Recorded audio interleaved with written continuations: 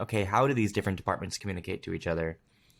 What does all of this vocabulary mean? I mean, not to oversimplify it, but if you're a nice person and you're aware that as a puppeteer, you're one small part of a large moving operation, and everyone's working hard, everyone's working long hours, because you're all gonna need each other too. No TV show happens one person at a time. It is a fine-tuned machine.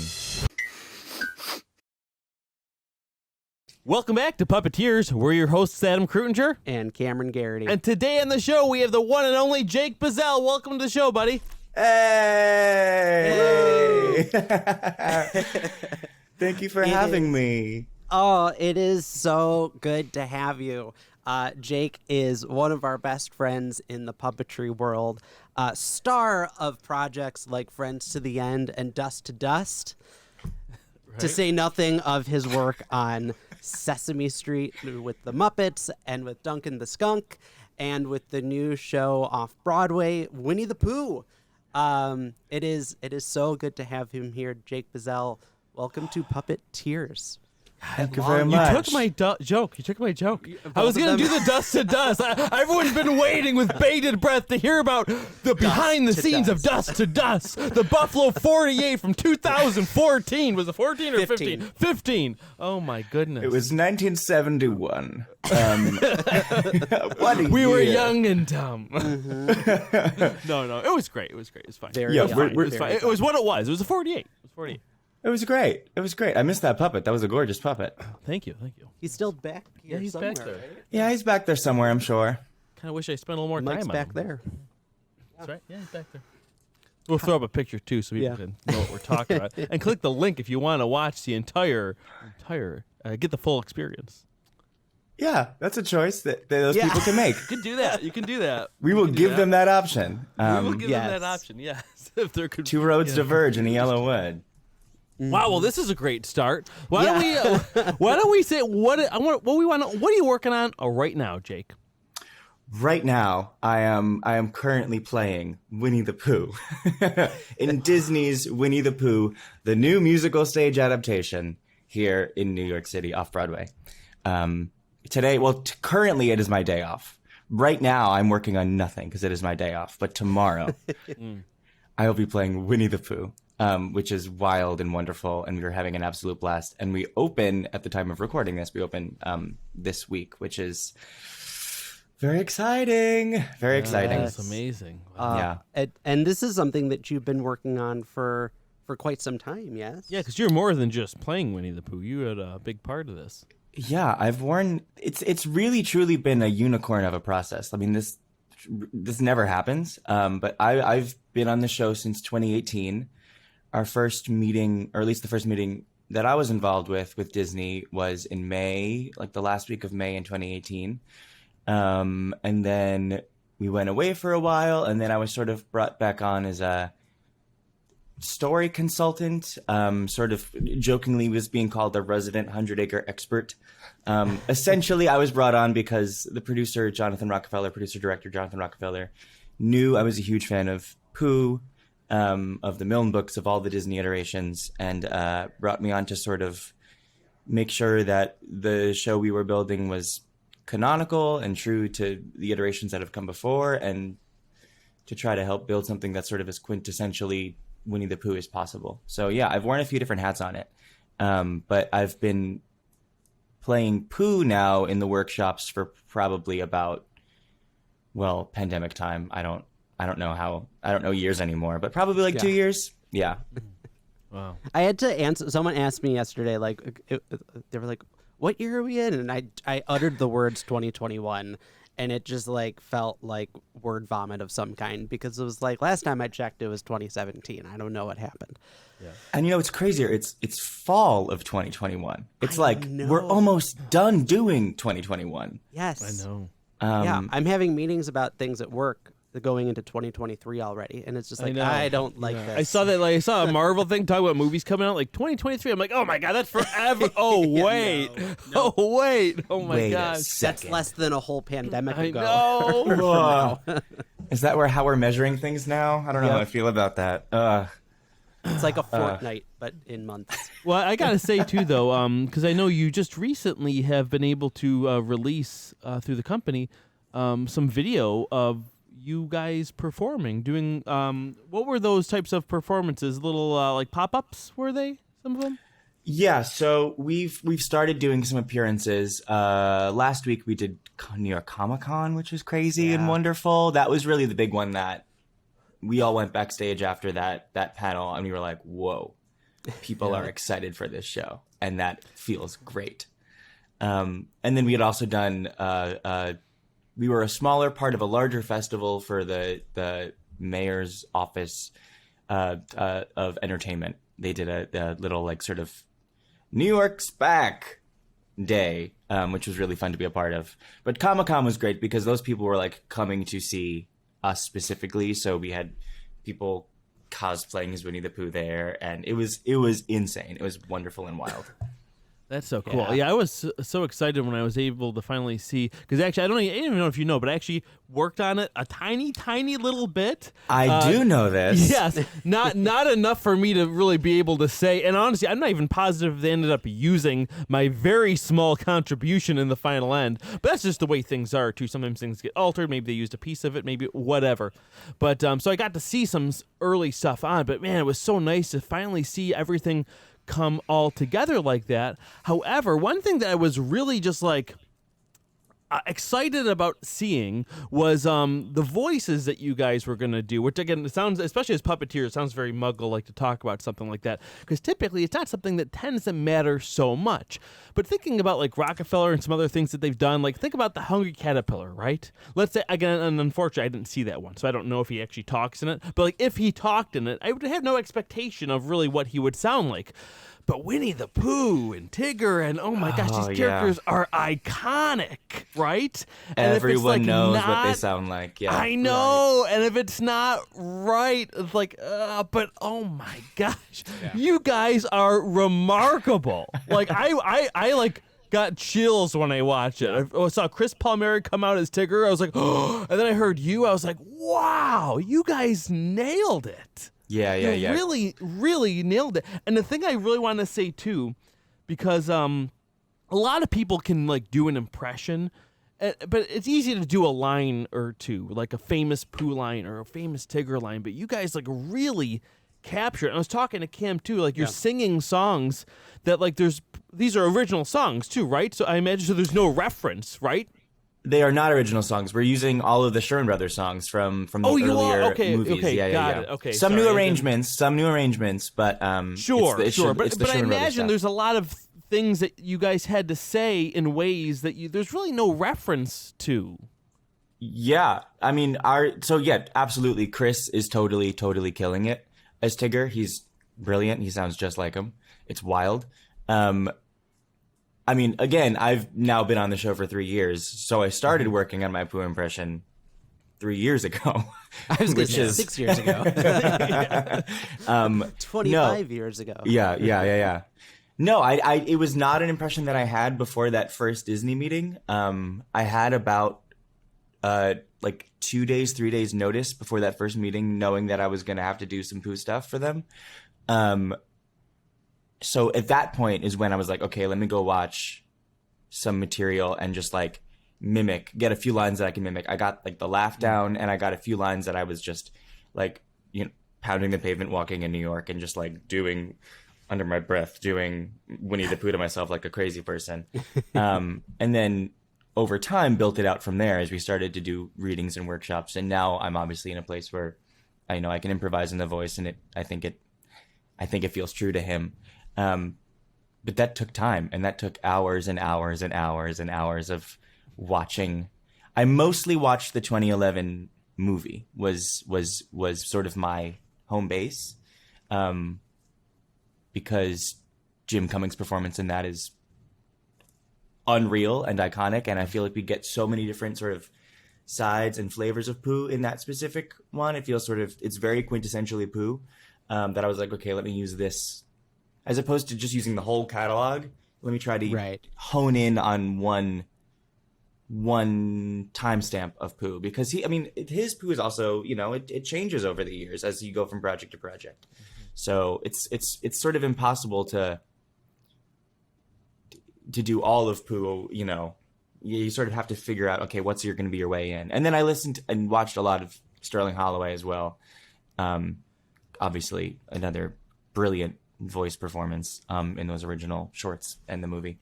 Yeah. Was it? Sorry. I was gonna say, was it mostly on yourself to try to nail to do this much work on the voice, or did they give you some coaching as well, or some other resources?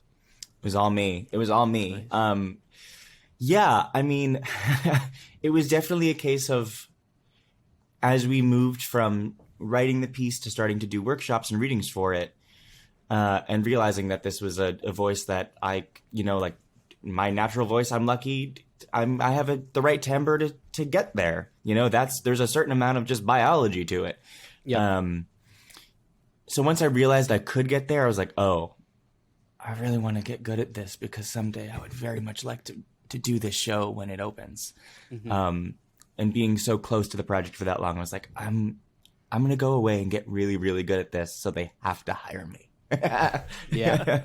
Yeah. For sure. Yeah. No, and I love that you mentioned picking a single movie for that voice reference, and I imagine if it's a long enough piece, like, you wouldn't be able to do it from just a short film. But when you have that whole piece, you have the full spectrum, most likely, of like, this is how he sounds when he's sad, how he's happy, and you get that consistent test case to extrapolate in all those different ways. Yeah. But I also wanted to ask, because I know I've heard from people who write things for Saturday Night Live, and even things like, I talked about this for a hot second with Joey Mazzarino a number of years ago, but like finding words that the character would say to help make sure that they sound like that character. Making sure that, if it's I don't know, the church lady from SNL, you want to hit like certain syllables so that it like really accentuates the voice or the impression. Were there things that you found in the writing process and in the performing process of, if I say things this way, or if I use specific words, that it furthers that impression of the character? 100%. Absolutely. And part of my job on the writing side of the show was sort of doing that for all of the characters, and doing passes of the script to make sure that their vocabularies were true to what we know of them from previous iterations. But with the case of Pooh, that definitely happened on the page. Me sitting at this very desk and being like, well, he would say such here as opposed to like, there's just certain words that he just wouldn't use. And then a lot of that happened also just in the readings, in the workshops, in rehearsals. He certainly has he's got a melody to him. It's more than just like a vocal placement. Like, he's got very specific melodies that he tends to sort of live in. So it's the right word choice. It's the right like amount of words to sort of get it. It's where the pauses need to be. I've gotten very, very nerdy about about all of it. You have to, though. You have to. And it was so much fun. I've got a notebook of sort of things that are true for all these characters and how they speak and how they would say things. But yeah, like I said, now it's at a place where I can just sort of do that on the spot, which is a great party trick. That's the behind the scenes book that you could write, is what is true about Winnie the Pooh. Yes. Oh. Yes. Oh, that's so wonderful. And you'd done other shows in I think the same theater, but certainly with the same production company. Adam already mentioned the Eric Carle show, doing Hunger Caterpillar and some of those performances, but also Paddington Gets in a Jam.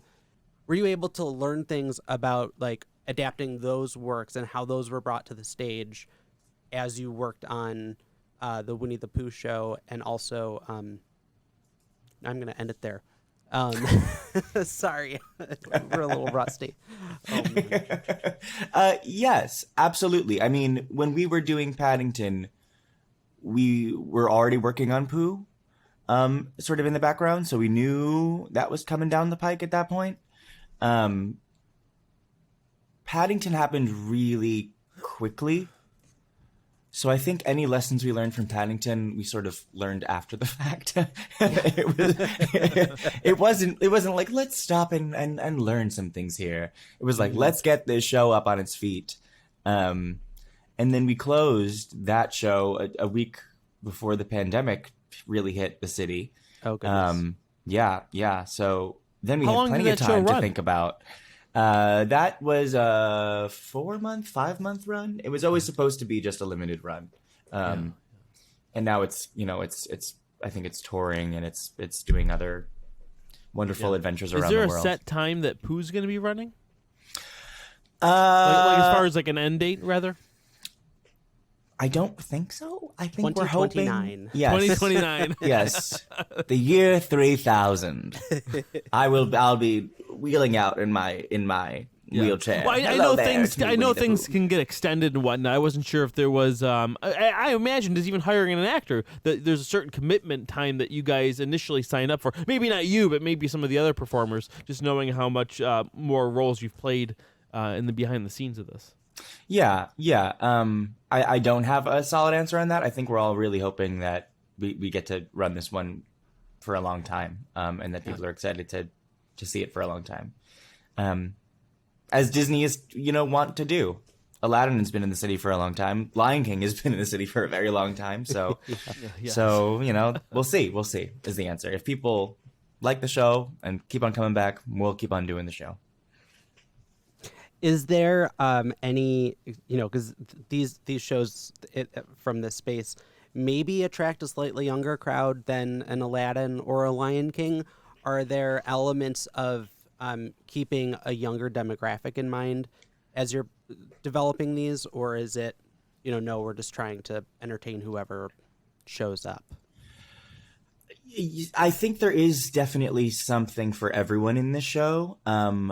I was certainly very aware of trying not to make it too kitty because although I think young kids are going to absolutely love it, I think part of the charm of Pooh and part of the reason Pooh has now remained so popular for 95 years this week is because it's such a multi-generational story. Like those original Milne books, reading them through an adult lens, it's like there's so much beautiful work there. They're not just kid stories.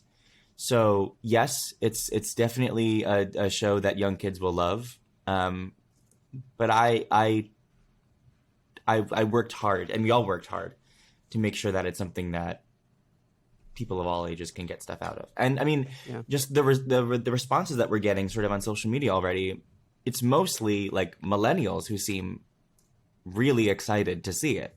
I've gotten a lot of messages of like, I get ready for me to not bring any kids and be there in the audience. I'm like, bring it on. Listen, I mean, it's a fun show. Yeah.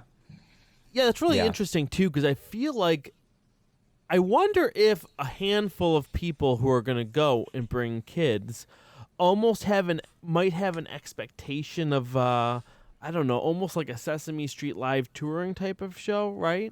And just because, and obviously, like, it's very different than that on so many different levels, but to your average maybe parent who's not a theater goer and just wants to bring something to do for the kids, I think that, I'm guessing that they will be very pleasantly surprised to see something so accessible to everyone. You almost remind me of like the way like Pixar does their stuff. The parents bring the kids, and then I guarantee you 90% of the times the parents enjoy it more than the kids. The kids say, Daddy, why are you crying? Yes. We're certainly hoping for that. I mean, that's the goal, right? Yeah, and it's sort of, I mean, this show is it's interesting because it's Disney's first off-Broadway show. So it's filling a niche that doesn't really exist in the city.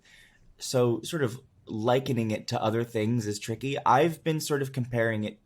It's most like, in my opinion, because it's not trying to be Lion King. We're not trying to be Broadway. We're in a smaller house. We are very much intentionally creating an experience for that smaller space. It feels more intimate on purpose. It's its own thing. It's not trying to be a full, splashy 2-hour-long musical. We know what we are, and I think that's for the best. And what we are is a really cool thing. I think it's very similar to sort of like a Finding Nemo in Animal Kingdom.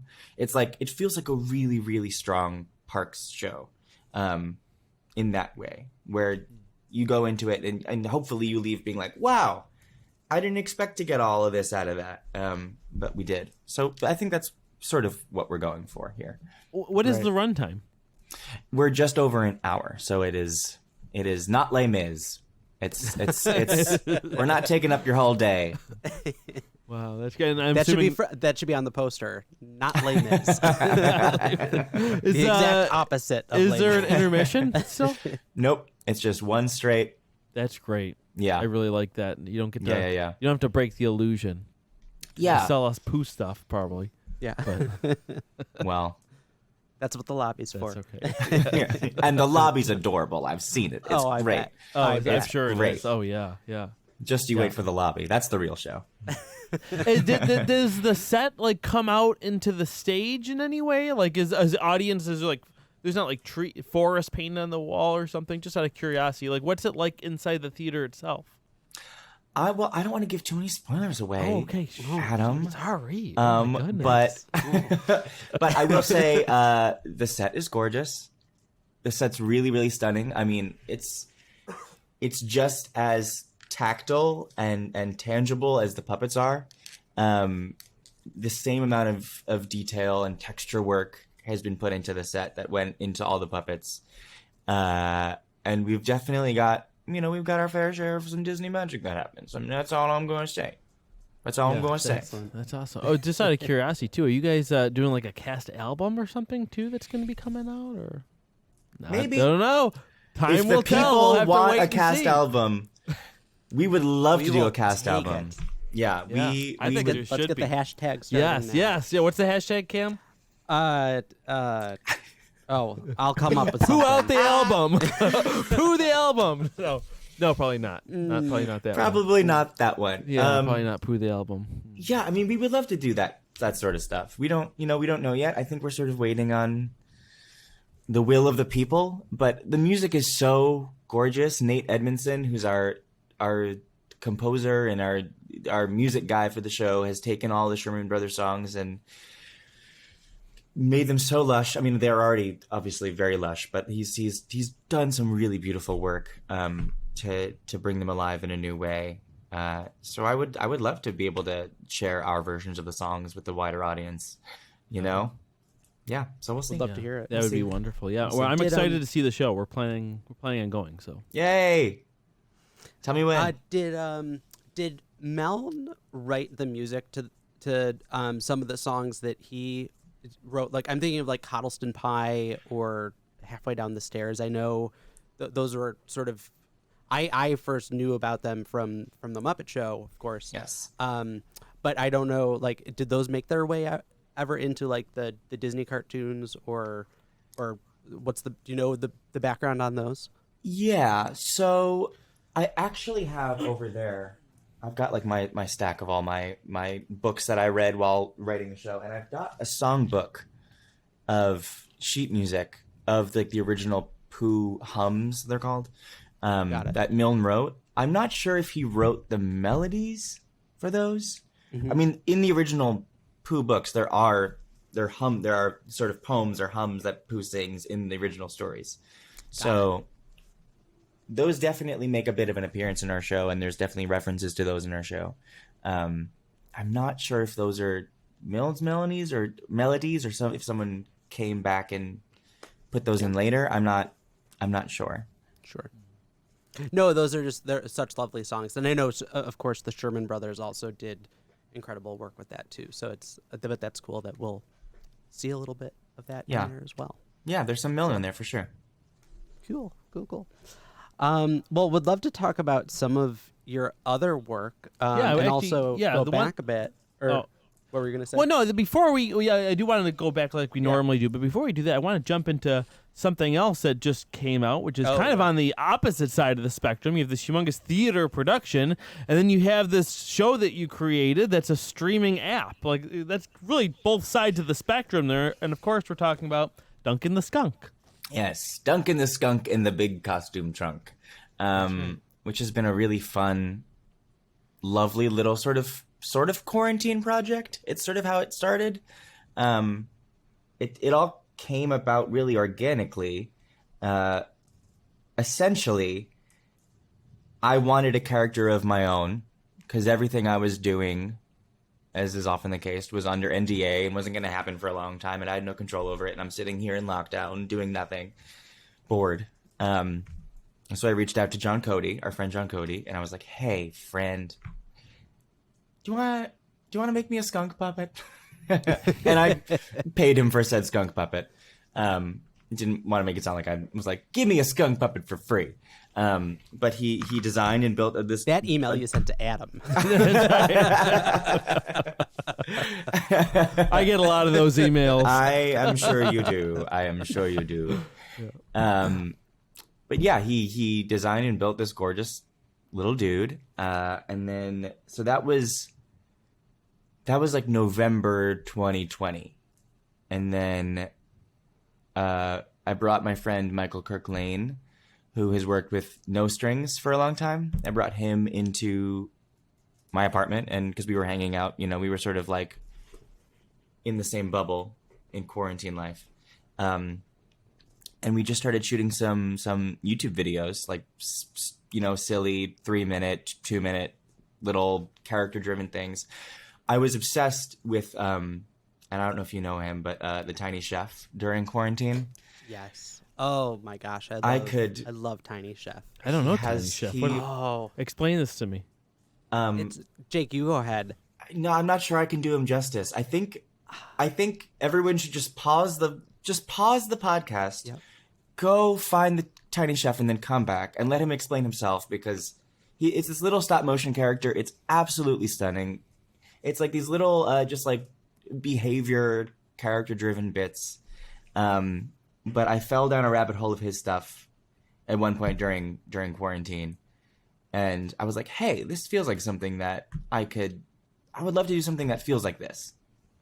It just felt, in puppetry, it felt doable. It felt something that I could, do for my apartment. So Michael and I started shooting these videos, and then we made like 4 of them. And then after, we were planning on doing many more, but we were reached out to by folks at Hellosaurus, which is a new interactive streaming app for sort of the 2 to 8. Our show is sort of 4 to 8 demographic, where kids, it's sort of like Blue's Clues, where we're talking right down the barrel of the lens, but instead of just waiting for the reply, kids can actually tap and drag and interact with the story, which felt really exciting from a writing perspective and a character perspective. So we started building sort of a show around this character. We got rid of a lot of sort of what was true about his world in the YouTube videos, and we built a whole new world around him, where he lives with his grandma Skunk, who used to be a star of the Skunk stage and screen. And now, he finds her old costume trunk, and he mixes and matches the who, where, and what of new musicals using the stuff in her trunk. And the viewer, the kid who's playing along, sort of takes on the role of the star of the show through the technology of the app. So it's really fun. It was a really fun process that happened really organically. I got everyone on Team Skunk was so down to make a fun thing. I felt it was just like a lovely, like, there was a unicorn project. It was just like, we'll give you money to make a thing. Sure. Yeah. And then we shot it, and it was, all of my very close friends were like, yeah, let's do it. So hopefully we'll get to do more. That's sort of the plan, but we have to get through the 100 acre wood first. I was on the app with my daughter, and she was going along with it. It was fun. It was interactive. A couple points I remember is like Duncan comes out on stage, right, and you have to help turn the lights on, the stage lights for him. Yep. And then you get to like play an instrument by tapping on the different instruments and stuff. And yeah, it's really cute. One thing that's really interesting about it, and I think that's going to be an even bigger. Those types of shows are going to be even bigger, I think, in the future.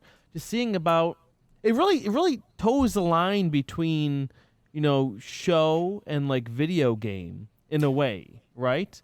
Because and I didn't think about it until I was thinking about it later. Because while I was experiencing it, didn't remind me at all of a video game. But then I was thinking about it later. I was like, you know what? In a lot of ways, it kind of is like a light game, right? Yeah, I mean, I grew up with in the 90s. I grew up with a lot of those like point and click, really like heavily story based games. Yes. Like when I was a young kid, and it reminded me a lot of that. Which is, I was like, I'm down to do something that feels like that because I loved those as a kid. So I think I would have loved reminds me of those Hellosaurus. books too. Remember those books that have the soundboard on them?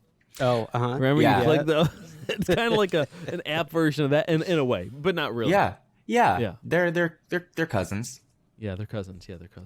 Yeah, it's super cute. How many episodes are there, or is it by episode, right? Yeah, so we shot one 20-minute special. So Hellosaurus is at a place where they were, they're still fairly new. They've been working for the past few years to sort of get all the technology up online and getting all of that smoothed out and ready to go. So we're actually part of their first slate of original content. So it's us and I think 4 other shows, one of which is The Wiggles, which is crazy. I've heard of them. In good company, I guess. Yeah, whatever. Yeah. I think they'll be fine. We'll see. I think it's got legs. So we just made the one longer episode, and we're sort of seeing how that lives on the app and what kids respond to. I think very much the hope is to do more and the plan is to do more. But we would probably in the new year shoot some like a chunk of shorter, like 11-minute episodes as opposed to the one longer one. Yeah. What was that process like? Because you said they were able to do some funding. Were they very involved in production, or did they just kind of so you did this pitch and then they give you the money and then you kind of create the production? Especially, and I just imagine that it may have been a little different because of quarantining and whatnot as well. So I was curious what that process was like. Yeah, so I worked really closely with Juliet Menz, who's the head of content at Hellosaurus, and Michael Kirklane stayed on the project, and he was a co-producer on it as well. And we really developed the show together, through first it wasn't a full pitch deck, but it was, sort of an abbreviated pitch deck of sorts.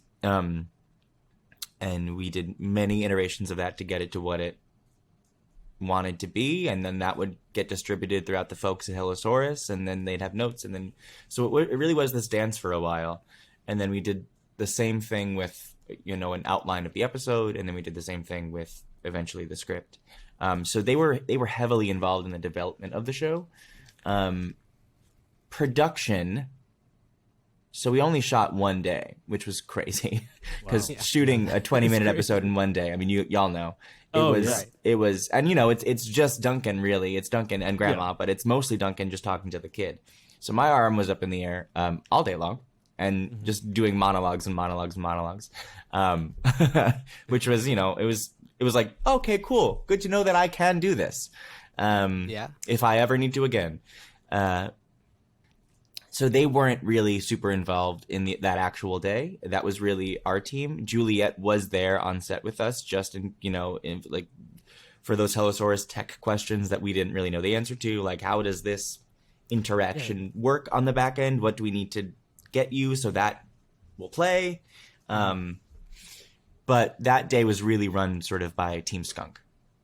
Yeah, that's really interesting to me too, especially you talking about the back and forth with them, which I assumed was like mandatory from the standpoint of perhaps you not knowing the limitations and or everything that the app could do, like how interactive, what kind of interactions do I write into this story? So there's so many things you don't know, not knowing the technology probably going into it, I assume.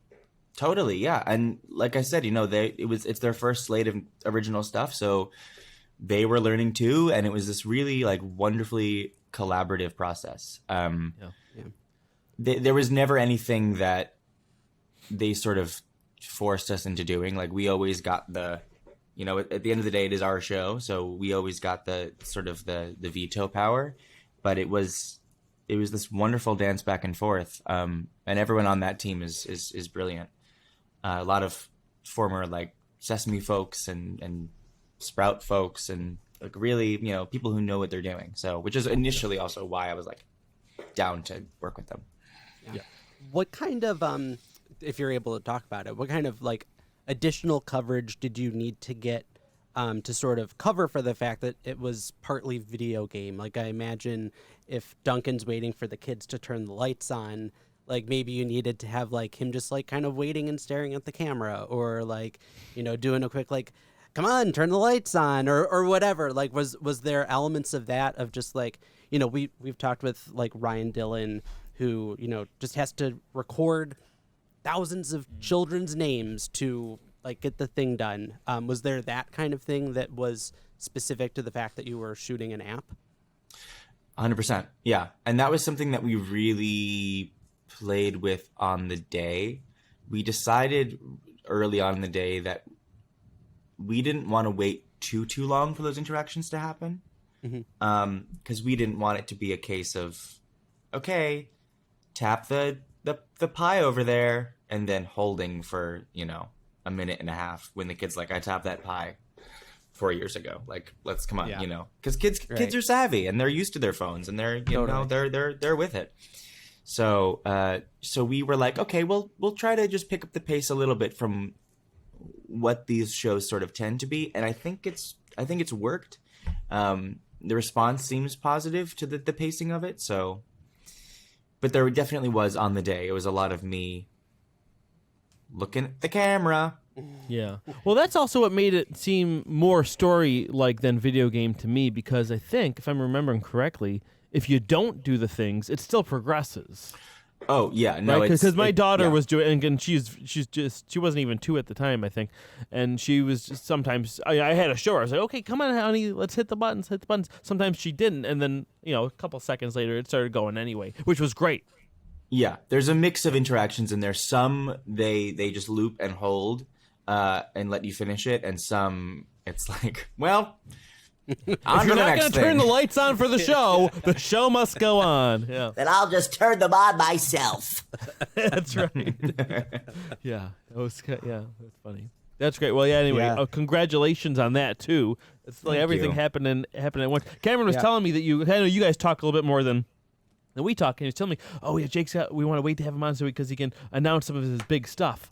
And then Duncan came on. I'm like, oh, he's got to be able to come on yet. Like that was one of the things. There was another thing too. And then of course Pooh comes out. I'm like, oh my gosh, this is everything at once in a way, But of course, I mean, it's not at once. You've been working on it all for years, so.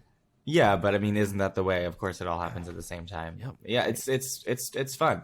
But yeah, with the Pooh thing, I mean, I was like, well, I don't want to do the podcast and be like, well, I can't talk about anything. That's not a fun podcast. No, that's not what people want. Right. No, and it's talking about going back a little bit. Was one of your early puppetry performances? Weren't you also in the 100 Acre Wood? I was indeed. Yeah. There's a picture in my head of you with Katie Corral. Yep. And you were Rue? I was Rue. I was 9 years old. And we did an Avenue Q style. It was like a publicly licensable Winnie the Pooh show, like junior on stage kind of thing. Yeah. It was an all adult cast and me as Rue. But they fully built like Avenue Q style puppets. It was one of my first like times I was ever on stage, which is only makes this whole thing even more crazy. Yeah. Like the full circle element of this really is quite wild. but yeah, I go way back. 100 Acre Wood and I go way back. That's amazing. That's awesome. That's so Now, cool. before we go back, I just want to, just because of these two projects being so different in that way, and again, I think I know the answer to this too. But like, what do you like? Is there one that you like more? Do you like doing the video work? Do you like doing the stage work in front of an audience? Like, what's it like doing both of these projects? I mean, I'm very lucky that I get to sort of bounce back and forth as much as I do. I love them both. They're very different days, you know? A day doing shows and a day shooting a thing. They're very, very different days. But I think they sort of balance each other out well. And what's nice about the puppetry community everywhere, but, you know, especially in New York, is like you tend to work with the same people on a lot of these things. Yeah. I love them both. I hope I get to keep doing both theater. I imagine that's kind of what makes it fun, is being able to do both of them. Just because, you know, I've been involved in a lot of regional theater locally, and typically, I mean, like a long production for things out here will be 4 to 6 weeks, and even some places will do 2 to 3 weeks. And honestly, after week 3, sometimes that feels a little long too. And then I can't imagine doing something for 4 months, and those weeks, 5 those months. weeks are like Friday through Sunday afternoon. Yeah, I know if you're lucky. That's right. It's Yeah, not- or a Thursday, Friday, Saturday show. Let alone 3 or doing 4 like shows. It's not an 8-show Wednesday week. through Sunday, 2 shows on Sunday and Saturday for 6 months. I'm just like, oh my gosh! And I almost feel like no matter how much I like the production, like I would just get. I know it's artists, other things we do to keep it fresh and whatnot too, but without having a side project like that, even a personal one, if it wasn't even paid, just doing it on YouTube, like I feel like I would go a little stir crazy, even though, you know, not, you know, being ungrateful for that experience and still loving it. But oh my goodness, sometimes. Well, that's the other thing too. That thing that I always hated is, you know, in a way, just the rehearsal process. By the time we were open, I was almost Done with it. exhausted with it. Like, oh my gosh, we've been doing this for weeks already and it hasn't even started yet. But anyway. Yeah, I mean, I'm such a nerd. I love that like process of keeping it fresh. And it sounds so cliche, but like it is a different audience every day, and they bring their own energy into the room, and it ends up being a slightly different show as a result. So, especially with you know, Pooh, and the same thing was sort of true with Paddington, where like we have 10 a.m. shows where it's a lot of young kids, and then we have 7 p.m. shows where it's a lot of, you know, it's going to be a lot of Disney fans who are there's not a kid in the audience, just you know, kids at heart. And that's going to be a whole different experience. So, yeah, I'm a theater nerd. I like the stamina of it. I actually really enjoy having to like make that moment as present as it can be over and over and over again. I don't know what that says about me, but it's fun. I mean, like you it. live in Kristen Chenoweth's old apartment, so it's hard to not. It's true. It's true. Is it true? It's true. It's I've true. told you that. Did you? I don't think you Yeah. told me that. I definitely did. Oh my gosh. Yep. Not like she like handed me the keys like, here, Jake. Hi, Jake. It's me, Kristen. Here, have the keys to my apartment. You live here now. No, she was here, you know, years ago before she was Kristen Chenoweth. But yeah, it's a blessed space. It has good juju. Yeah, it does. Totally. Holy cow, that's amazing. There was something else I was going. So for you know, you mentioned the different audiences every night, and I've talked to a number of friends who've done things like Avenue Q in the past, and especially for a show that's been around a long time. Like sometimes you're blessed with an audience that like is really like they want to be there. They've, you know, spent up, you know, this is their trip to New York, and they're here to like hear, you know, the Purpose song. And then sometimes you get like a bus trip of people who like don't even speak the language practically, and they're sitting in the audience too. Like, have you had that experience? Obviously, Pooh hasn't opened yet, so you haven't had that yet. But like, did you have that experience ever with Caterpillar or Paddington? Yeah. And what is that like, if you did? You absolutely have those days. I mean, every show has those days. I remember my first gig out of school was Jim Henson's Dinosaur Train Live. I forgot about Dinosaur Train. Oh my god! Which was a tracked show. That's The right. puppets Oh, we were hung built- out. You came to Buffalo, yeah. right? We all Yeah, hung yeah, out. yeah, That's yeah, right. yeah. That's Hung out right. that night Oh my with Mindy. goodness. Yeah, Wow. it was a tracked show. Puppets were built by Henson. John Tartaglia directed it. And it was like truly, I was like weeks out of high school, and I was like, I guess I'm just going hitchhiking across the country with this puppet show. And it was a wild experience. But I remember there was one day specifically we were in I don't know, we were in some city, and it was winter, and we had a terrible snowstorm. And we were supposed to play this like 5,000 seat house, like Radio City sized house. And I think we had like a morning show for school groups and then an evening show. And we get out there for the school group morning show, and every school but one had canceled because of the storm. So we're in this like giant ornate 5,000 seat house doing Dinosaur Train live.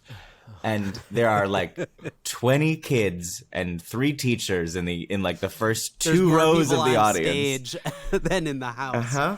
And you better believe we step touched our dreams, and we made it happen. Oh my gosh. But in shows like that, you really like, you look at the people to the left and to the right of you, you look at your fellow cast members, and you make it fun. And listen, if the energy is not coming from the audience, you find it in a different place, and you still give them the same show.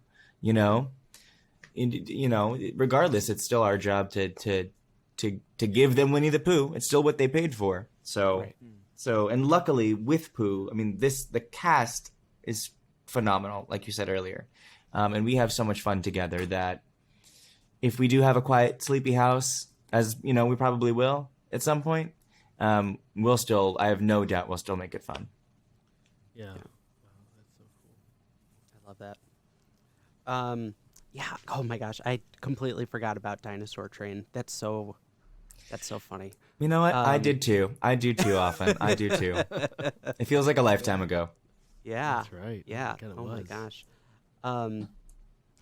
No, it's been so cool to. I mean, we first met through the O'Neill, and that must have been like right before you did Dinosaur Train. Yeah. And it's just been like such a pleasure to watch you in the different iterations of like experiences that you've had in the world of puppetry. And I know we joked about like the 48, but like we've worked on projects together before, and it's always been like such a delight to work with you and have you around, and to then see you end up in places like Sesame or off-Broadway. It's just it's really remarkable. Yeah, I think Thanks, we guys. first met. We didn't meet at O'Neill. We first met at the John Tartaglia Puppetry Intensive, right? New York City. Mhm. Oh my Yeah. gosh. Yeah. Wow. Like That's 20... where I met John Cody too in Austin. Uh-huh. All of us were in that. Mm-hmm. Yeah, that was. I mean, I feel like Weston Long was there too. Oh Weston, yes, yeah. Weston Yeah. was there. Yep. Yeah, handful Yeah. of people. Yep. Yep. Yeah. That was like 20. What was that? 2012. Oh 11? yeah. It was- must it have been was- 2012. yeah. Yeah, I think it was before I got my first job teaching. Yeah, it was crazy. That was a crazy experience for me too, because I was only there one day, and my plane ticket got canceled, so I had to like take a bus overnight. So I didn't sleep, and the bus dropped me off right when it started. I was like a zombie. I was like, ah. I remember that. But it was I cool. remember that. It was really quite an experience. That's really kind of what Yeah. got me. That's when I was doing that puppetry intensive with John Tartaglia and meeting all of you guys. That's what made me realize I'm like, yep, I'm doing this. I want to keep doing puppetry. That was like the first time I did something with other people. There wasn't Cameron, other real people in the world. It's that hard do to this. it's hard to meet Jake and John Cody and not be like, this is my thing now. Yeah, this is my thing now. Yes. Just say nothing of like John Tartaglia or Bonnie Erickson, who was also there. Oh my gosh, yes, yeah. It was Of mostly course. me. I mean, like It was Bonnie mostly- Erickson. Yes. Well, yeah, we did. We all went to went out to lunch after or something, didn't we? Or Yeah, dinner we Or did. something? Yeah, that was We sure did. wow. Yeah. So Crazy long times. ago. Yeah. Babies. Yeah, but so many of us now are doing the I'll thing. throw up the picture of it.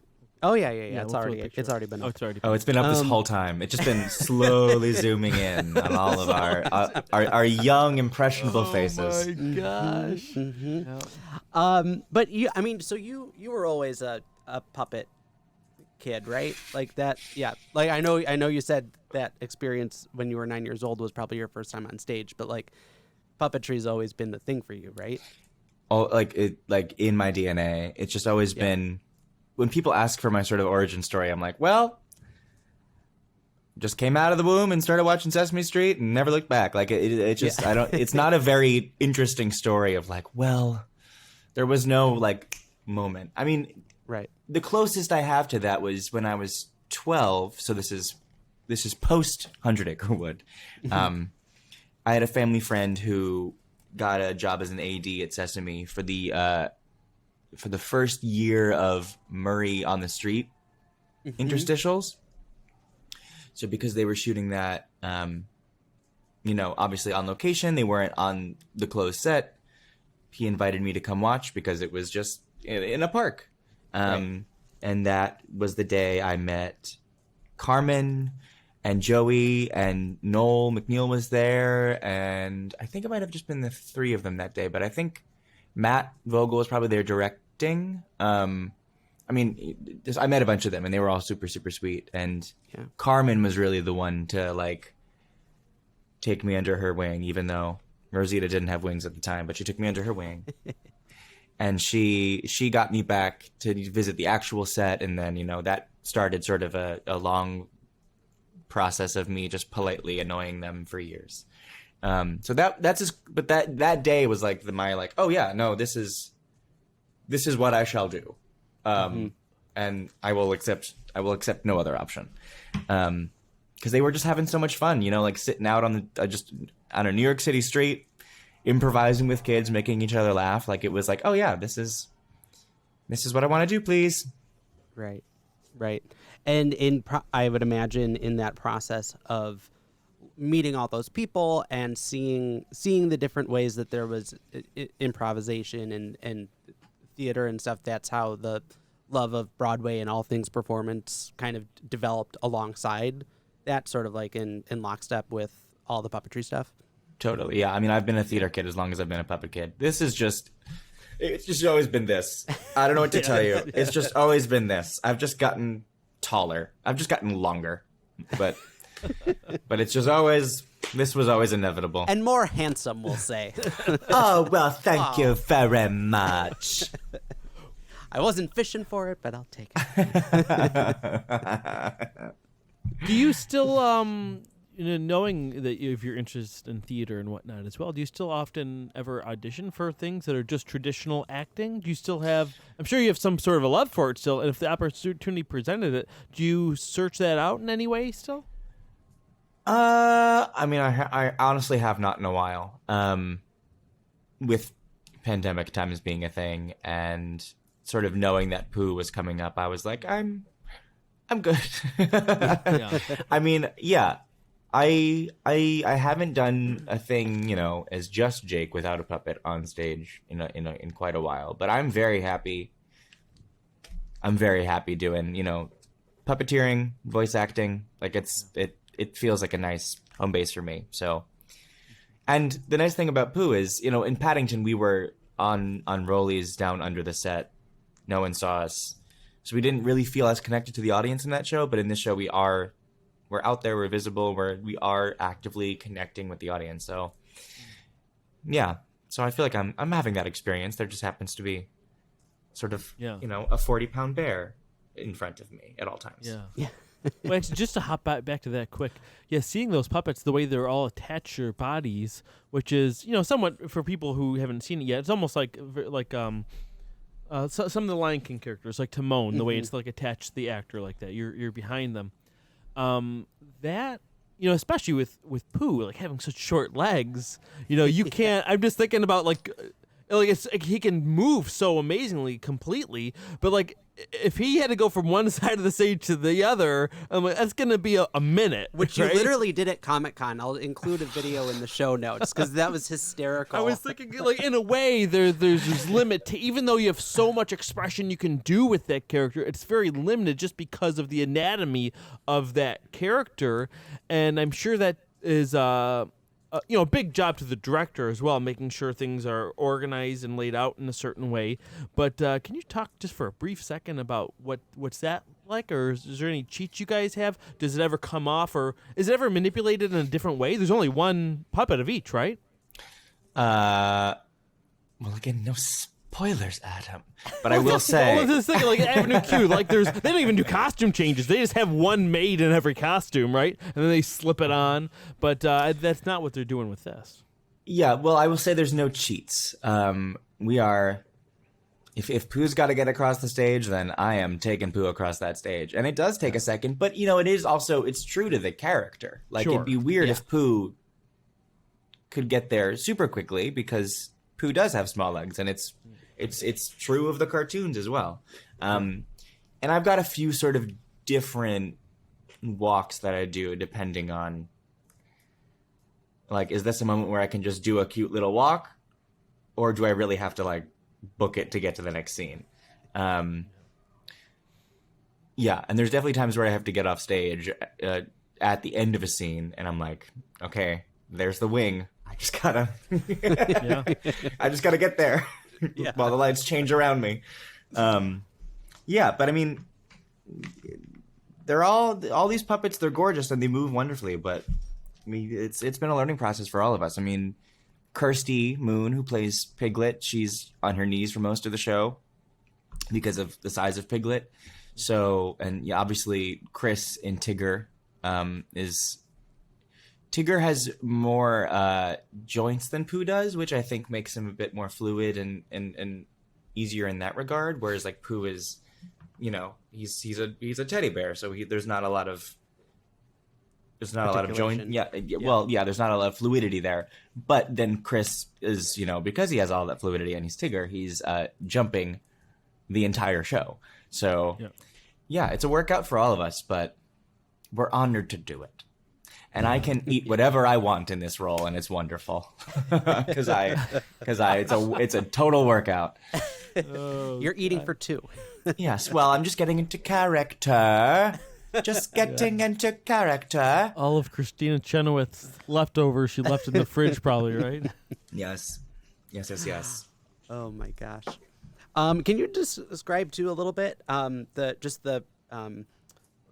what you're doing manipulation wise? Like how far is your hand into, like, is your hand in the mouth of Pooh? Because the head looks, quite large. I didn't know if there was like potentially a mech or anything that you were doing, though that would probably actually be harder to do because that like constrained just pumping a bike brake for an hour. Yeah, there's nothing fancy in it. The only character with mechs is Owl. Everyone else is And Eeyore. And Eeyore. Yes, thank you. You know better than I do. Yes, I do. That was a test, and you passed. Yeah. Those are the two bike brake characters, but everyone else is just there. And yeah, I'm just in there. Yep. There's really nothing fancy going on. It's just you put your hand in the puppet and you do the puppet show. Yeah. Can you talk about too? Because one of the things that I was when we went down to Atlanta together and worked on Friends to the End, which was a crazy experience all in itself. And we're hopefully having Ryan Monolopoulos, the director, on it at some point to talk to him. But I was really blown away just also by your professionalism on set and the way that you, like, not that I would have expected anything less, but just to see the way that you, like, made sure to learn everybody's names and the way you, like, really took care of yourself and your body throughout the, what could be a really boring day when you're waiting for lights to be set up and other things to happen. Can you talk about sort of how you learn some of those things throughout your years, and any tips for people who are learning themselves so that they could be in a position of, being maybe a step ahead of the game their first time on set? Yeah, it's hard because it's not something that anybody really teaches you. You sort of have to learn it through osmosis, the set etiquette of it all. I was lucky to start, being on the Sesame set at a young age and observing and learning and taking it all in and okay, how do these different departments communicate to each other? What does all of this vocabulary mean? Not to oversimplify it, but if you're a nice person and you're aware that as a puppeteer you're one small part of a large moving operation, and everyone's working hard, everyone's working long hours. Be a good communicator, be a good listener. Beyond that, every set's going to be a little bit different. But yeah, know people's names. It's good to know people's names because you're all gonna need each other too. Right. No TV show happens one person at a time. It is a fine-tuned machine. And you as the puppetry department are gonna need people oftentimes more than people are gonna need you, right? Like, you're going to need to know the name of the camera department people because they're the ones who are going to bring you your monitor. Or they're the people in sound are going to be the ones putting the mics on you and things like that. Yeah. And I'm a big proponent of creating a good working environment. And that really is something that puppeteers can have a bit of not control over, but can help in, certainly, because oftentimes on set our job is to be entertaining and to add levity.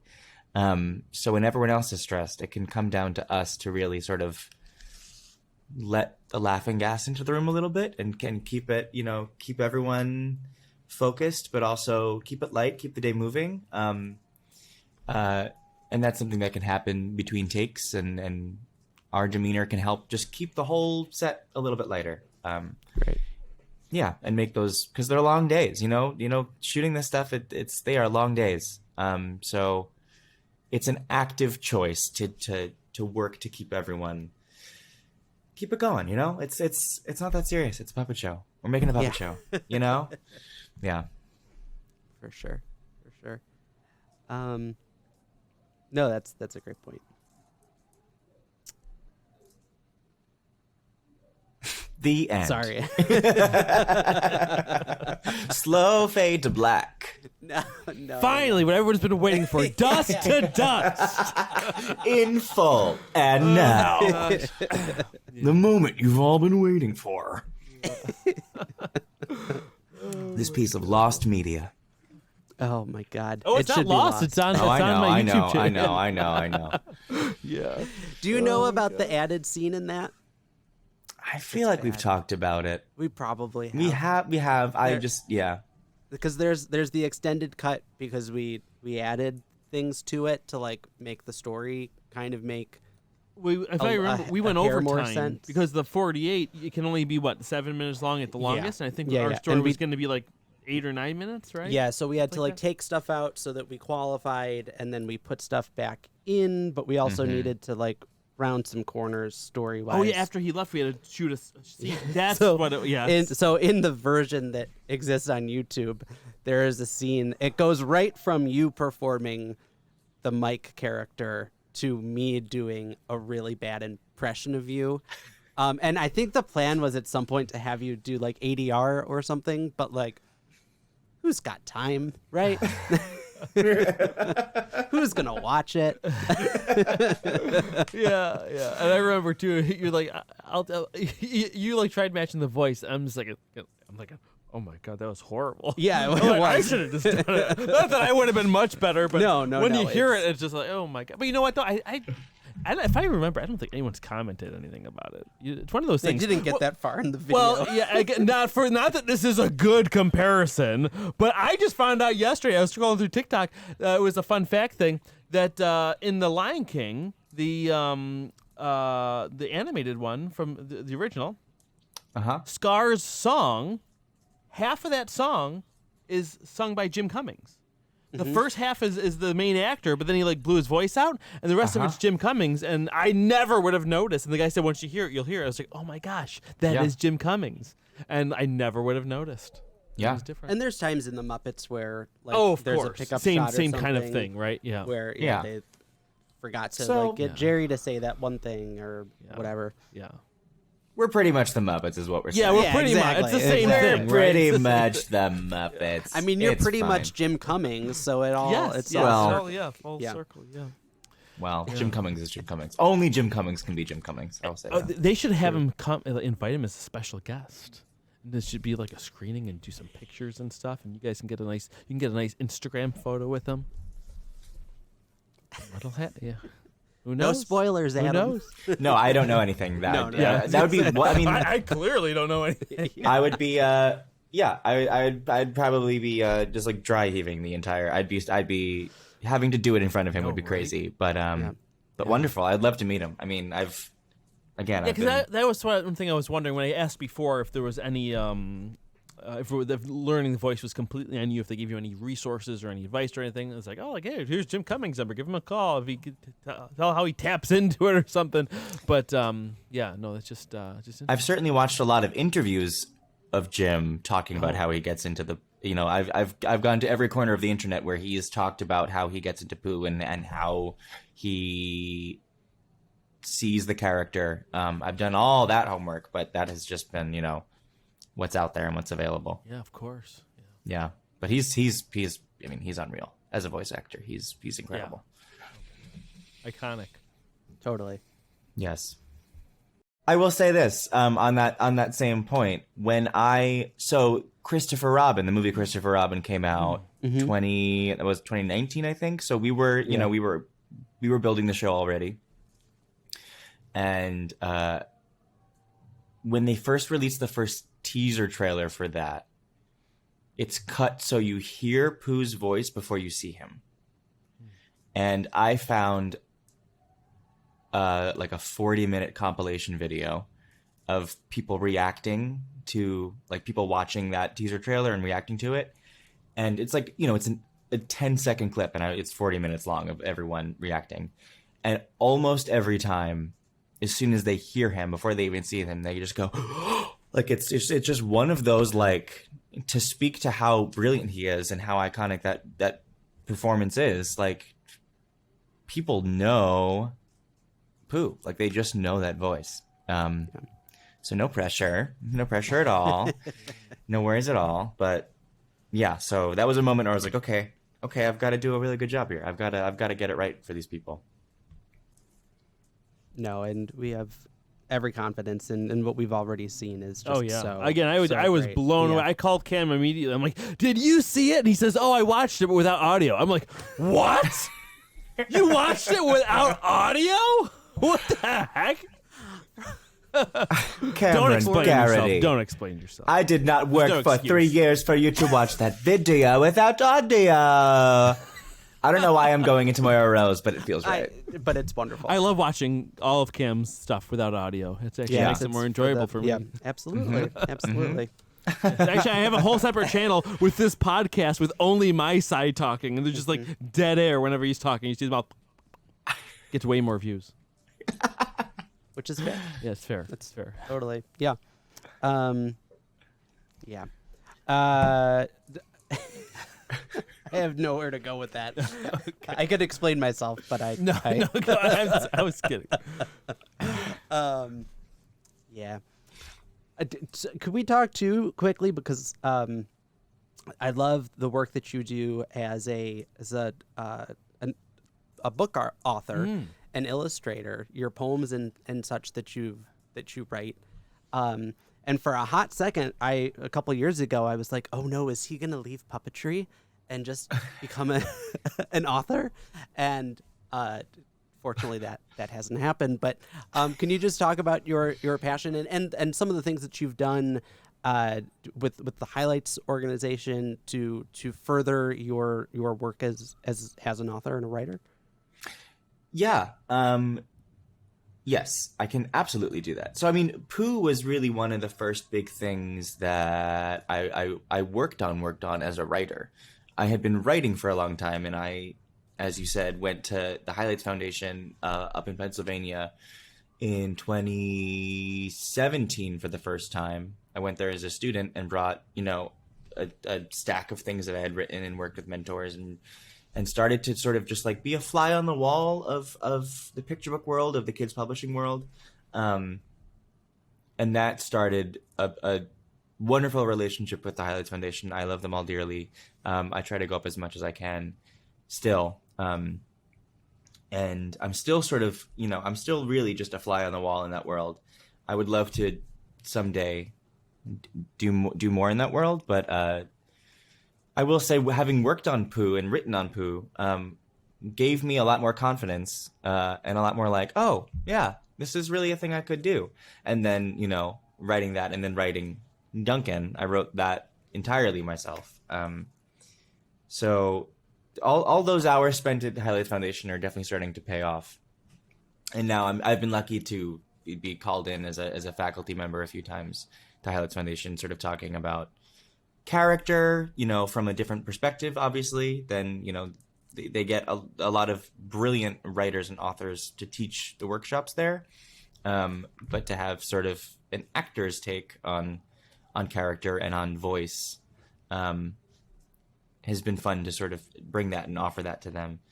But yeah, it's fun to have sort of it's my separate life outside of like theater and TV and puppets. And it's all wonderful people. So someday I'd love to have some books out there, but I actually did get to write. So speaking of the gorgeous Winnie the Pooh lobby that we discussed earlier, they're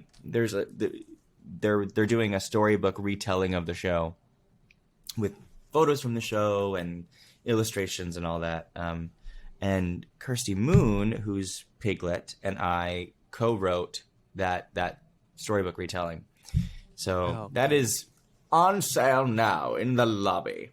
But yeah, I love writing. I love writing a lot. I've got some more writing stuff lined up, and that's all I'm going to say for now.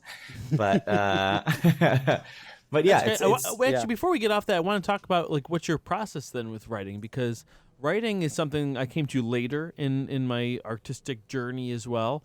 Probably not really until like 2013, 14. And I was very intimidated by writing for a long time. And really, the class I took at the O'Neill is really what broke me of it, taking Robert Smythe's class, which was remarkable. That's really what lit the fire under me and making me realize, yeah, I can do this. It's work, but it's very rewarding, very fun.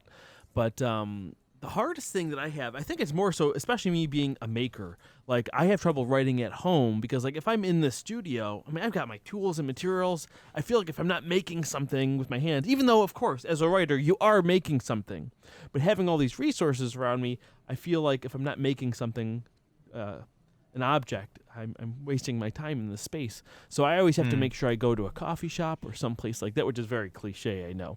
But it really works well for me. What type of things do you do to get into the mindset and get some inspiration, and what environment makes you do your best writing?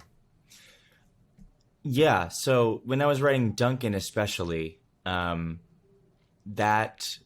actual script writing process happened very quickly. We spent a lot of time on that pitch deck and on the outline, and then when it was time to write the script, it was like, okay, go time, So I was really I was like sort of living in my hobbit hole, just writing that script. It was a lot of walking. I do a lot of my problem solving and sort of outlining while I'm walking. I think probably to the same point that you're making is like just to get out of the space and I think it helps to just like have my feet moving and have something to do, it's like it just sort of forces me to focus. And then, the hope is on that walk, I've solved all my problems, and then I can just come home and write or rewrite or rewrite, or rewrite. And sometimes it works, and sometimes it doesn't. It is, it's not a science. I'm very good at procrastinating. I've gotten very good at that. Yeah. But yeah, really, I mean, walking and coffee. Walking and coffee is my writing process. No, that's great. One little trick that I found that has helped me out a lot, because so first of all, the first thing, going to a coffee shop is really helpful too. But sometimes I find myself just doing editing and reworking stuff and overthinking stuff. But one thing I discovered was, especially, and this part's easier for me, but I also found a hack for it because I'm a classroom teacher. It's like when I have my kindergartners, I sometimes just tell a story and I'm improvising it, and it's to an audience in front of me, so I can't just stop or change things around, and you got to keep that ball rolling. So I found just in kind of improvising and doing a story, I kind of come up with a new idea or concept that's not perfect, but it gives me something that I can expand on, and then I just later on in the evening type it all out, and I have something that I can kind of start reworking. And for times in the summer where I don't have the class, I found if I'm driving, I just turn on the front facing camera and just start telling a story to it, right?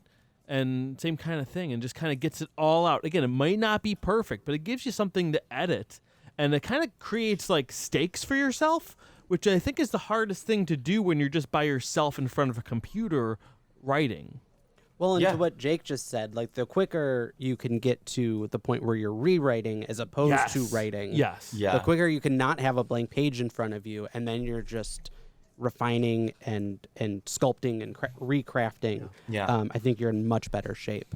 Yeah, it's never about the first pass. It's about getting through that so you can start fixing it. Yeah. 100%. Right. For sure. Well, actually, just one more thing back to that is you mentioned a couple times the pitch deck. And I imagine that there might be some people who are not familiar with that. A lot of people who are maybe wanting to do something on their own, have never done it, just think, I just got to write a pilot, and then that's probably all I have to do. Can you talk a little bit about what a pitch deck is, and what it looked like for the one that you made, kind of? Yeah, so the one that we made for Hellosaurus was much shorter than they usually are for something like this. Just because of the relationship that we had. It wasn't, we weren't building something that we were just going to take to studios without a relationship. We were already. I mean, because they kind of were the first. They made the first point of contact, right? Yeah, they were interested in. Yeah. So we didn't have to, jump through quite so many hoops in that regard. But a pitch deck generally, it takes you through the world of the show. It takes you through the characters of the show with bios and sort of, in terms of kids TV, it often takes you through sort of what's the curriculum of the show, what is the show teaching, what is the structure of the episodes, how many episodes are you looking to make. It might take you through some, usually probably would take you through some synopsis of different episodes. They can, it's and things along those lines. They're, they can be long, they can be short. Generally, it helps to make them look pretty because visuals and a picture speaks 1,000 words, as it were. And then that's really the tool you would usually take to a studio or a network or someone you're trying to, in theory, sell a show to. Before, yes, to your point, before you write that pilot, before you write 12 episodes of a thing, people generally want to see, if you're making a new show, they want to see all that information in a pitch deck first. Yeah. So the pitch deck was the first thing you did before you wrote your own episode or anything? For Duncan, yeah.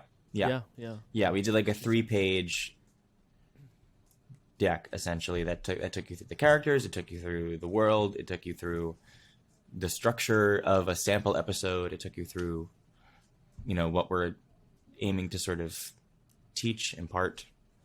So the building of the pitch deck for you was kind of discovering this character. Yeah, I mean, I knew I went into it knowing who the character was because I had done those videos. Sure. The Of pitch course, deck, yeah. the pitch deck was really building out the world and building out the new structure of the show. That was the new variable for the Hellosaurus version of Duncan, because to your point, it is sort of part video game, so it has to be far more structured than that loose character driven stuff that I was doing for YouTube. Yeah, no, I forgot that you had mentioned that you did some stuff on YouTube with him first. Because I just know from my own writing, a lot of times, sometimes in writing a pilot or writing a first episode, it's kind of how I explore who this character is beyond the superficial idea of what I wanted him to be. Sometimes when these characters start interacting and doing stuff, it kind of becomes what it needed to be other than what I wanted it to be. So, yeah, okay, cool. Yeah. That's awesome. Yeah, and that definitely happened a bit. Like, I definitely learned some stuff about him in writing and rewriting that deck. Yeah. No, that's so great.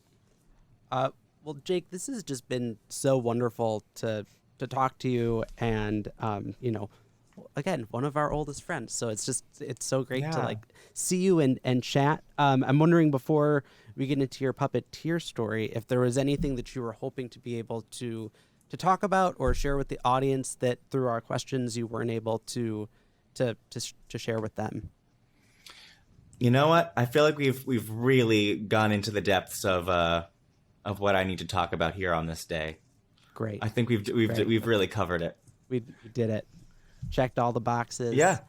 We're getting people hyped to get the cast album out, hopefully. Yes. And buy the book that you wrote and the books that you will write. Yes. Lovely. Yeah. Well, then in that case, can you dazzle us with a puppeteer story, whatever you got? Yes. So, as we all do, I have many. So I was really thinking this morning. I was like, okay, well, which one do I have to go with? But Dust to dust. The whole thing. Saying yes. Just the whole experience. Actually, I just want to say one thing. We've been story. razzing on it. It does have charm. It's got some absolutely charm. does. It absolutely has does. charm. It absolutely does. I don't want to. Yeah. And a lot of other people worked on it too. I don't want to diminish right. their work too. So, but yes, yeah, it has a special place in my heart. It was also many moons ago, and I'm sure I'd watch it back now and be like, oh, why was I doing that? Oh no! Oh God! Oh, who let him in there? No. Why did we trust Cam and Adam to do anything? Oh no! Why did? Yes. Yeah. But you're absolutely right. It does have a lot of charm. So Paddington. We were, again, this is like 2 weeks before we closed. It's like very close to the end of a very long run, and we obviously knew the show down pat at this point. And there's a sequence in the show where Paddington sort of ruins a large part of the set with a vacuum cleaner. It's like this long, it's like not that long. It's like a 5-minute sequence where he's ruining the set in a bunch of unrelated ways. So it's not like a domino effect. It's like he ruins them over here, and then the vacuum cleaner takes them over there, and it ruins them over there. And it's like, so he's bouncing back and forth. And for whatever reason, the theater gods were just not with us this day. So it's again, we're on rollies down on the ground, behind the set. So you can't see us. You can just see Paddington. And it's me and Kirsty Moon down there. She was my right hand on the show. And we go into the sequence like we always do. And the first thing that happens is the vacuum cleaner is supposed to suck up like window curtains. And this had never happened before. We had done the show how many times? Hundreds of times. The curtains wrap around the vacuum hose and like sort of create a knot somehow. I don't know how. So, it's supposed to happen very quickly. So I'm up there holding the puppet with the vacuum cleaner. It gets stuck. Kirsty and I just make eye contact like, okay. And this is all to music. So it's like it has to sort of happen in a certain amount of time. Yep. Yeah. So I sort of bring down bring him down and bring down the vacuum cleaner. He's still up, but he's like looking down as if it's sort of below the playboard. And she's just furiously up there trying to untangle it. The whole time, Paddington's just, and he was through that sequence of kind of going like, giving wild like, oh dear, oh dear, oh dear, oh, Mr. Curry isn't going to be pleased about this. It's like, just sort of the whole time. So I'm just there while she's untangling this thing and I'm just going, oh dear, oh dear, oh dear, oh dear, oh dear, oh dear. And it's going on, in my mind, way too long. We finally get it untangled. And then it's supposed to go over to a flower pot, and the flower gag, like the flowers end up falling and like not happening correctly. So it's another thing. Again, these are not related things, but that went wrong too. At this point, I'm like looking at Kirsty like, something's in the water. I don't know what's happening. Mm-hmm. And then the finale of that moment is he goes over to a portrait that's on the wall, and he's supposed to suck it up through the vacuum cleaner. And of course, so the way that bit is done, it's actually sucked back through the set, and it looks like it's being sucked through the vacuum cleaner. And there's a tab on the back of the portrait that gets sucked back through the set. And a wonderful person backstage, would do that. On this day, the tab, she goes to rip it, and the tab just comes off the portrait instead. And there's like a very small hole that thing is fit through. So I'm, again, just holding this vacuum cleaner. At this point, I'm no longer saying, oh dear, because if I say anything, I'm going to just explode laughing. Like, tears are rolling down my face. This is like so wild that this is happening. This sequence has now taken like 4 minutes longer than it's supposed to already. And then this thing breaks off. And I'm holding the vacuum cleaner to the point where it's supposed to get sucked in, so it looks correct. And it's just Paddington just holding it there silently because I can't make any noise because I'm like biting my cheek so hard. Kirsty's cracking up. I'm cracking up. We're working so hard to not have the mic pick anything up. And then Jess, who was the person who, was pulling it through, we just see her little fingers come up through the set. And slowly just pull it, and and we were like, I cannot believe this is happening. I cannot believe this is happening. And then so the sequence ends. I walk Paddington back downstage. I'm supposed to put down the vacuum cleaner and just continue the scene. I had to like keep him down for a second with the vacuum cleaner to just like regain any semblance of professionalism that I had, because it was the wildest, just like series of unfortunate events that I still to this day cannot believe how many things went wrong in the span of 6 minutes in front of a full audience. But puppet show, live theater. That's how it goes, right? That's what we do. The ball gets rolling. Oh my gosh, that's hysterical. I love that. But what's the best way for people to follow your work? Yeah, so I'm just at Jake Bazel on all the social media, Instagram, and now TikTok. I am now on Grandpa's on TikTok now. Grandpa got a tink tonk. Yeah, you're on the Clock app. Yeah, I'm there. I'm everywhere, and it's just my name at Jake Bazel. And then also my site is jakebazel.com. If you're interested in voice acting workshops or coaching, that's where you can go to do that and learn about that. Awesome. Excellent. And what about the best place to find out more about Winnie the Pooh? Yeah, that's winniethepoohshow.com, and that's where there's tickets and maybe someday a cast album. Oh, wonderful. Excellent. Awesome. Well, Jake Bazel, it was so great to have you on Puppeteers. We have to have you back again. Yes. Sooner than later. So yes. Thanks so much for stopping by. Thank you. We're at the end of another episode of Puppeteers, but the fun doesn't stop here. Visit puppeteers.com for show notes and links to projects mentioned in this episode. Make sure to follow us on Facebook, Instagram, and Twitter at PuppeteersPod, where we're posting new things every day. Puppeteers is edited by Matt Bowen and made possible thanks to viewers like you. If you enjoy this content, you can join our incredible Patreon patrons who are supporting the show for as little as $1 per episode. Those folks get access to early releases, uncut episodes, official Cup O tiers just like we use on the show, and can even submit interview questions for our guests. Go to patreon.com/puppeteerspod to learn more. Another great way to support Puppeteers is rating and reviewing us on iTunes, leaving a comment or subscribing to this channel, or tell a friend about your favorite episode. Thanks again for joining us on Puppeteers Puppetry Shop Talk, in-depth interviews with the world's most passionate puppeteers. Hosted by me, Adam Krutinger. And me, Cameron Garrity. This is when you found out on Puppeteers podcast that Adam Krutinger did not know who Tiny Chef was. Oh my gosh, I love Tiny Chef. I don't know Has Tiny Chef. he- Explain this to me.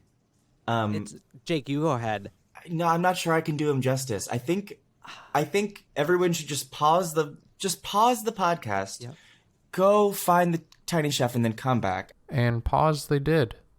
And this, folks, is why you will never see the Tiny Chef on Puppeteers podcast.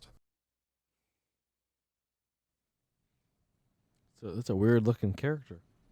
No, he's Okay, well, he's great. adorable. Well, Adam doesn't like Tiny Yeah, Chef. he's cute. Well, I great. mean, like I can see the cute. I can see it's cute, but the arms look a it's little long in the charming- picture you showed me. It's a charming little I'm sure it's piece of charming. character work. I'm sure it's charming. I'm sure I'll love it. Well, Tiny Chef, I love you. Tiny Chef. I love you. I don't want to be a part of this moment.